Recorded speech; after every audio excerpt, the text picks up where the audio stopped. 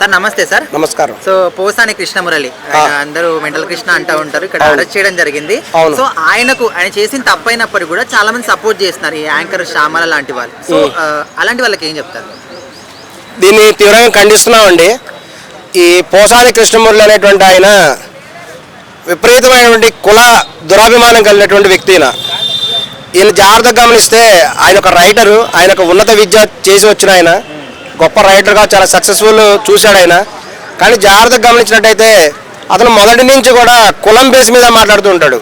తన కులం మీద అభిమానం ఉండటం మంచిదే, కానీ అతను ఎప్పుడు కూడా వేరే కులం తిట్టడమే అతని పని.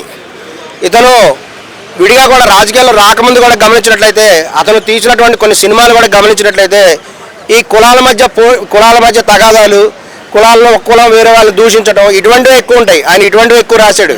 అంటే ఇక్కడ పవన్ కళ్యాణ్ కావచ్చు, నారా లోకేష్ చంద్రబాబు, అంటే వాళ్ళ ఇంట్లో వాళ్ళ ఆడవాళ్ళ గురించి, పిల్లల గురించి కూడా పచ్చి బూతులు మాట్లాడారు. సో అట్లాంటిది ఇక్కడ యాంకర్ శ్యామల ఆడామె అయినప్పటికీ కూడా ఆమె కూడా ఆయనకి సపోర్ట్ చేస్తుంది. సో ఎంతవరకు కరెక్ట్ అంటారు? యాంకర్ శ్యామల గారు సపోర్ట్ చేస్తుందంటే తన పార్టీకి చెందినటువంటి ఆమె కాబట్టి సపోర్ట్ చేస్తుంది. ఇప్పుడు జగన్ గారు కనుక పోసాని కృష్ణమురళి కనుక తన పార్టీలో సస్పెండ్ చేశారనుకోండి, వెంటనే శ్యామల గారు ఈయన తిడుతుంది, పోసాని కృష్ణమురళి మాట్లాడి మెంటల్ కృష్ణ మాట్లాడి కరెక్ట్ కాదంటుంది ఆమె.